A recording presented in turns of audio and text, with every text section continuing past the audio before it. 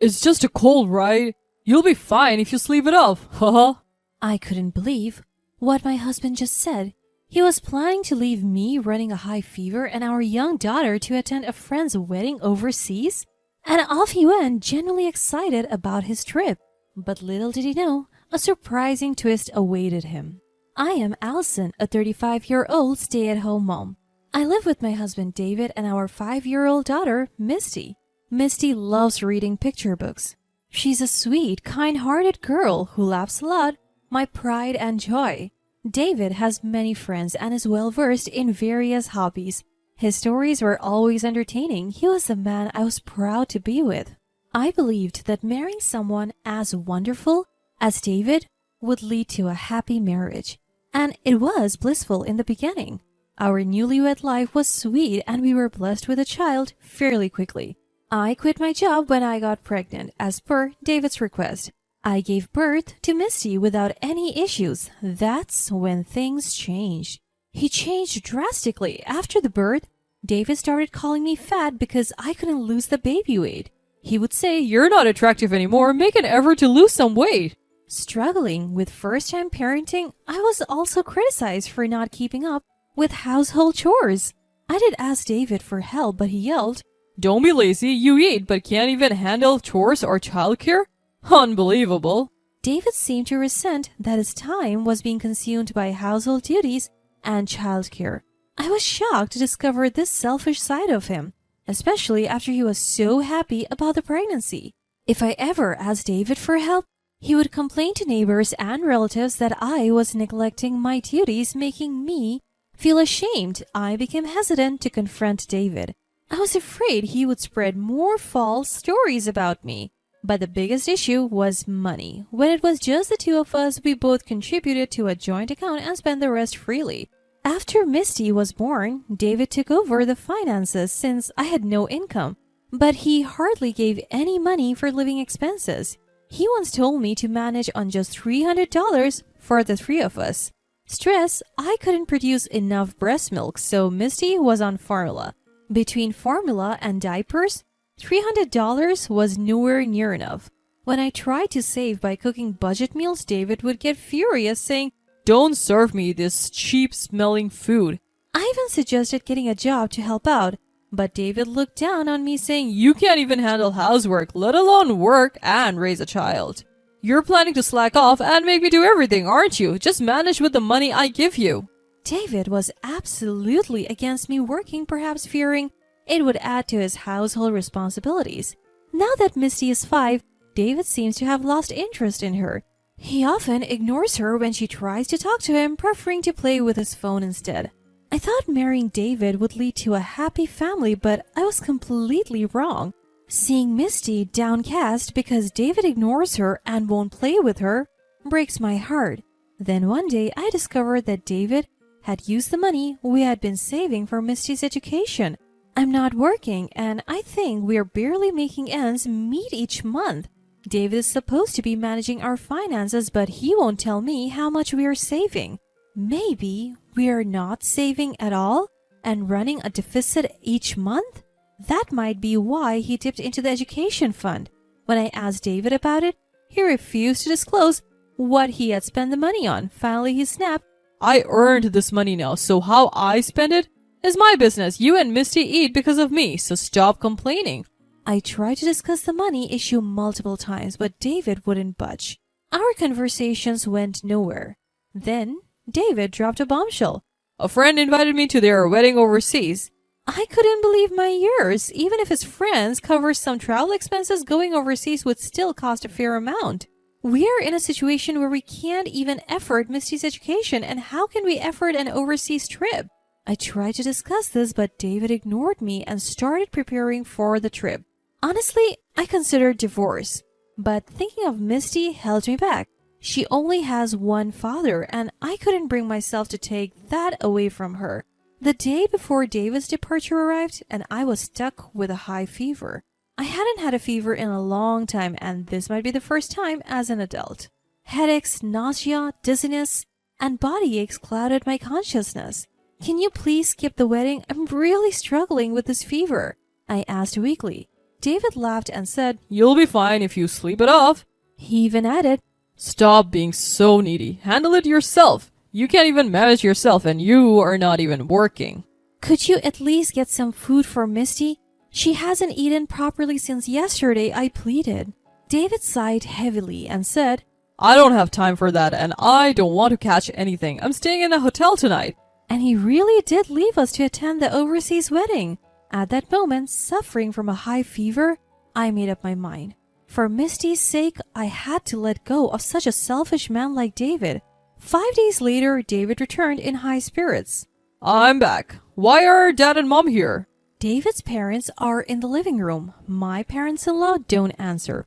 "What's going on? Where's Allison?" It was Misty who answered David's question.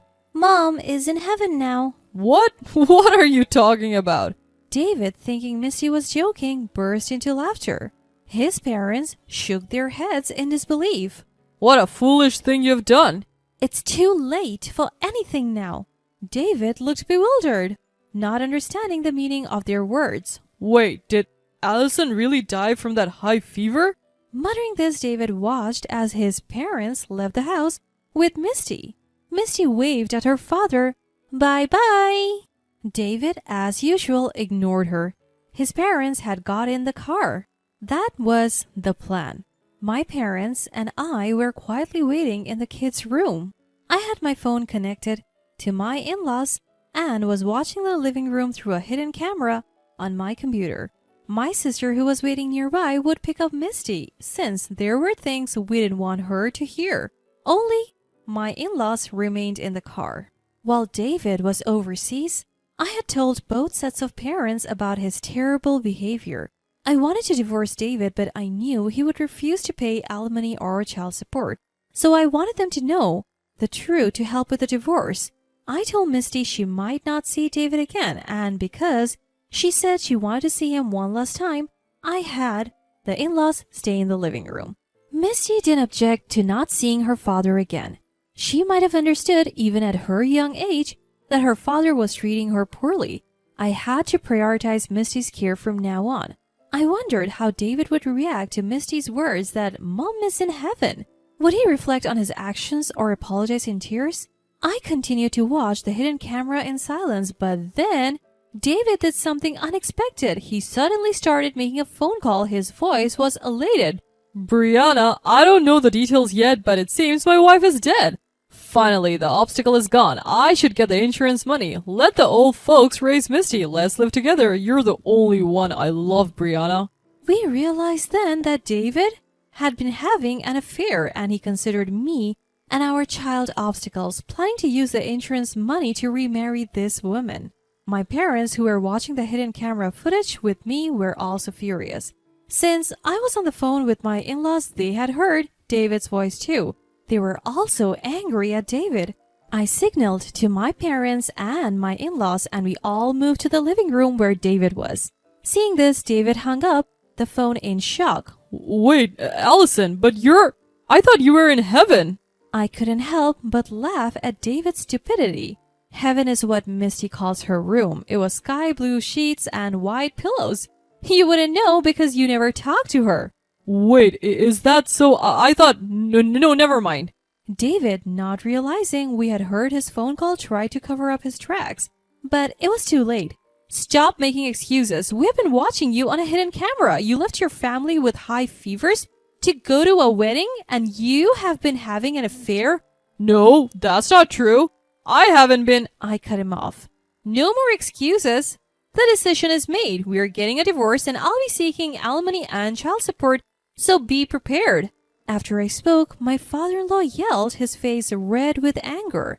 "If you get divorced, never show your face here again. You're no longer our son." Right after that, David's cell phone rang, filling the room with his ringtone. David didn't move, so I grabbed his phone to check. The caller was Brianna, David's mistress.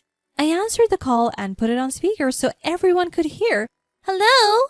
What was that call about earlier? Living together is a joke, right? I have a fiancé, so stop getting the wrong idea.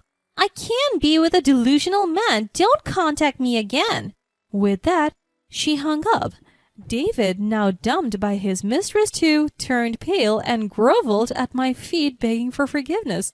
I'm sorry, please forgive me. If my family disowns me, you're the only one I can rely on. Plus, I can't afford to pay alimony or anything like that. I've already spent so much on Brianna during this trip. David started rambling, even though no one asked him to explain. I glared at him. So you didn't go to a wedding? You abandoned your family for a romantic getaway? Oh, well, you see. David couldn't find the words to defend himself. To think he was foolish enough to abandon his family and ruin himself by confessing an affair? I wondered why I ever married such an idiot. I should have decided to divorce him much sooner. Watching David continue to make a fool of himself, I resolved to move on with my life. Just Misty and me. Later, I checked David's phone and found numerous photos and videos from his trip with his mistress. The story about attending a friend's wedding was clearly a lie. I took this evidence to a lawyer. I formally filed for divorce, seeking compensation and child support. The lawyer visited Brianna, who apparently works at a nightclub, to verify the amount David had spent on her. She claimed she was just entertaining an old man as part of her job, but David foolishly insisted they were in love, causing a big fuss. It became clear that David had been financially supporting Brianna. That's probably why he had been giving me so little for living expenses and even dipping into Misty's college fund. David's life became miserable, burdened with debt from his lavish spending and now additional compensation. It also turned out that he lost his standing at his company when his affair and romantic trips came to light. Apparently, the nightclub where Brianna works is a popular spot for David's colleagues, so David confronted Brianna, causing a scene. Some of David's co-workers were there and word of the affair spread throughout the company. I guess he confronted her because he didn't know she was engaged, but I can't be sure. It's pathetic how he let a young woman manipulate him. This incident led to David becoming isolated at work. He really is a hopeless case. I heard David got demoted and took a significant pay cut. The lawyer who helped me with the divorce and alimony also updated me on Brianna's situation. It seems she met a grim end too. Her fiancé, a regular at the club, found out about her affair with David and called off their engagement. He even demanded compensation for the wedding expenses they had already incurred.